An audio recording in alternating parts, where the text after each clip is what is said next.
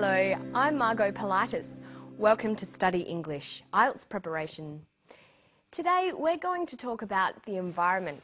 Global warming is caused by the presence of greenhouse gases in the atmosphere. One of the worst greenhouse gases is carbon dioxide. We're going to look at the language of cause and effect while we find out why these greenhouse gases are a problem. The main problem is our use of fossil fuels. So what we've done is put the whole natural system out of balance by digging up coal and oil that took about 200 million years to accumulate, and we're releasing it all in about 100 years. So it's put the whole system just out of balance at the moment, which has resulted in higher levels of these gases in the atmosphere. That was Dr. Roger Francie talking about the natural system. He says that the natural system is out of balance. He also talked about the causes and effects of this. Listen for the main cause of the natural system being out of balance. The main problem is our use of fossil fuels. He says the main problem is our use of fossil fuels. So if we look at a table of cause and effect, we can say that the use of fossil fuels is a cause, and the natural system out of balance is an effect. Listen again. The main problem is our use of fossil fuels. So what we've done is put the whole natural system out of balance by digging up coal and oil that took about 200 million years to accumulate, and we're releasing it all in about 100 years. So the natural system has been put out of balance by people digging up and burning coal and oil. This releases gases into the atmosphere. Coal and oil are fossil fuels. So if we go back to the table of cause and effect, we can say that digging up and burning coal and oil is another cause. See if you can hear another effect. The main problem is our use of fossil fuels. So what we've done is put the whole natural system out of balance by digging up coal and oil that took about 200 million years to accumulate, and we're releasing it all in about 100 years. So it's put the whole system just out of balance at the moment, which has resulted in higher levels of these gases in the atmosphere. It's put the whole system out of balance, which has resulted in higher levels of gases in the atmosphere. So here, the natural system out of balance is now a cause. It has resulted in or caused higher levels of gases in the atmosphere. This is an effect. To express these relationships, there are many different word choices. We can use verbs like causes, leads to, results in. So we can express the relationship like this. A causes B, A leads to B, A results in B. Listen to an example here. So it's put the whole system out of balance at the moment, which has resulted in higher levels of these gases in the atmosphere. Our use of fossil fuels has resulted in higher levels of gases. But we can also express the cause-effect relationship the other way round. Higher levels of gases are the result of our use of fossil fuels. Notice that we use a noun phrase here. This is very common. We can use nouns like the result, the effect, the consequence. If we look at these effect relationships, we can say B is the effect of A, B is the result of A, B is the consequence of A. Remember that it's always important to have a variety in your language. Make sure you use both nouns and verbs to express causes and effects.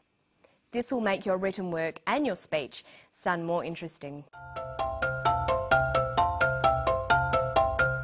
Okay, so Dr. Francie and his team have designed a new way of measuring one of the worst greenhouse gases in the Earth's atmosphere, carbon dioxide. Listen for what they're trying to find out. We need to understand what happens in the tropics. That's where the biggest forests are, and that's where some of the biggest changes are occurring in terms of human modification of those forests through conversion to agriculture and regular burning of these forests. Our interest is not so much in that diurnal or daily variation, we're interested in what's happening on time scales of days or months or years. They're interested in what's happening over days, months or years. Their interest is not so much in diurnal or daily variation. The conjunction or here works to connect alternative meanings. In this sense, or means that is, I mean. We're interested in diurnal, that is, daily variation. We're interested in diurnal, I mean daily variation. The second word defines the first. It tells the reader or listener what the more unfamiliar technical word means. Listen again for what diurnal means. Our interest is not so much in that diurnal or daily variation. He says diurnal or daily. Diurnal means daily. See if you can work out the meaning of CO2 here. One of the main causes of global warming is CO2, or carbon dioxide. CO2 or carbon dioxide.